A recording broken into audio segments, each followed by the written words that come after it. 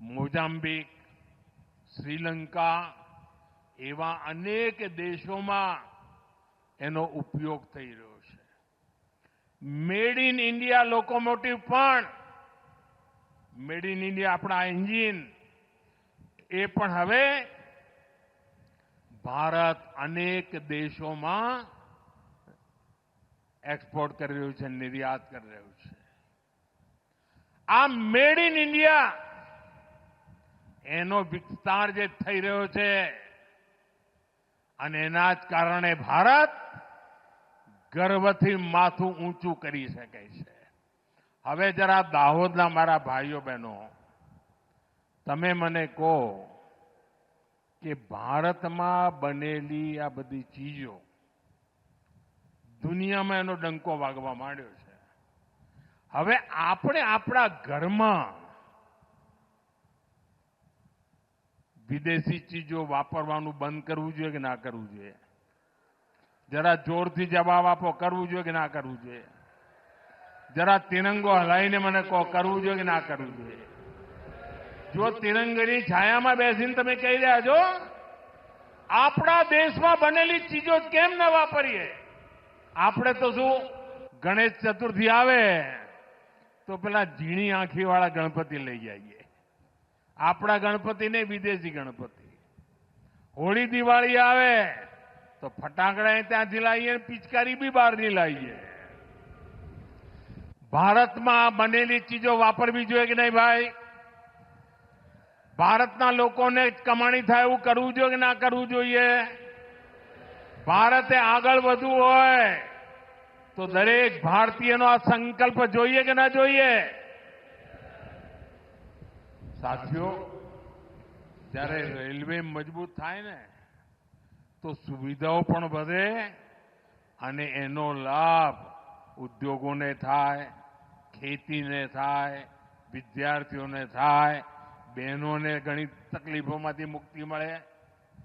ગયા એક દશકમાં અનેક ક્ષેત્રોમાં પહેલીવાર રેલવે પહોંચી છે. ગુજરાતમાં પણ અનેક એવા જગ્યાઓ હતી જ્યાં નાની નાની ગાડીઓ ચાલતી હતી, ધીમે ચાલે. આપણા ડભોઈ બાજુ તો ટ્રેન એવી ચાલતી કે તમે વચમાંથી ઉતરી જાઓ ને પછી પાછા બેસી જાઓ ચાલુ ગાડીમાં.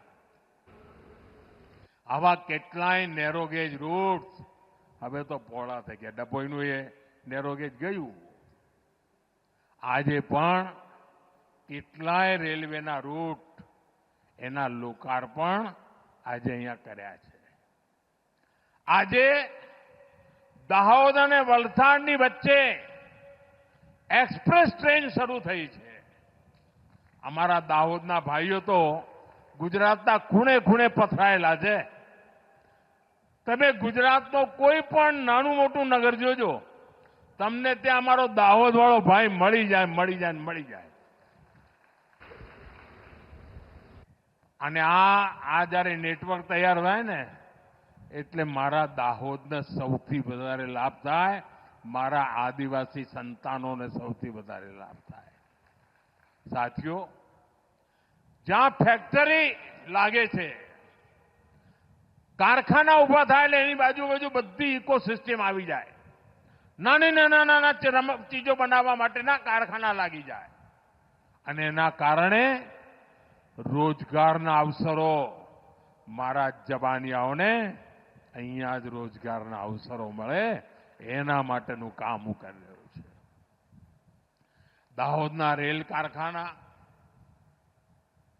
આ કારખાનું દુનિયાનું અને હિન્દુસ્તાનનું એવું કારખાનું બનશે, ખાસ કરીને ભારત માટે આ દાહોદ એક યાદગાર કારખાનું છે દોસ્તો. ખાલી આ લોકોમોટિવનું જેવું નહીં. પહેલા તો તમને ખબર છે ત્યાં આગળ લગભગ બધું ખતમ થઈ ગયું હતું. બધા તાળા વાગી ગયા હતા, લોકોએ ખાલી કહીને જતા રહ્યા હતા.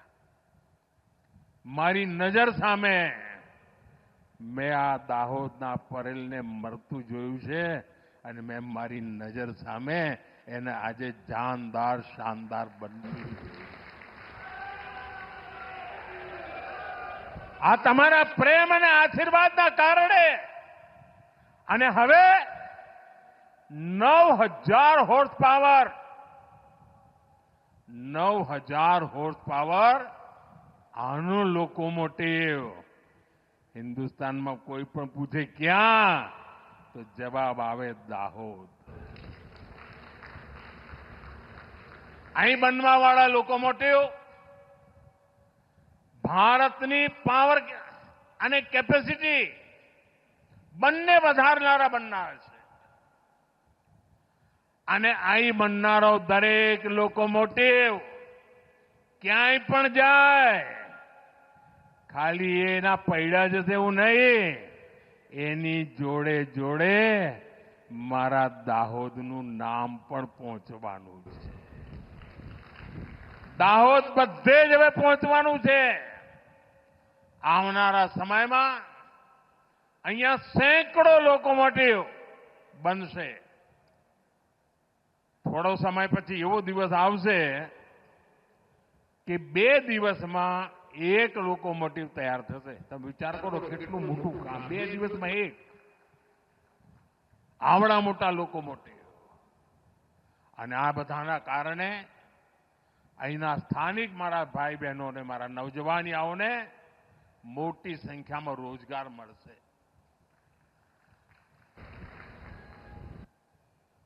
આ ફેક્ટરીથી આજુબાજુમાં પણ અનેક સ્પેર પાર્ટ બનાવવાના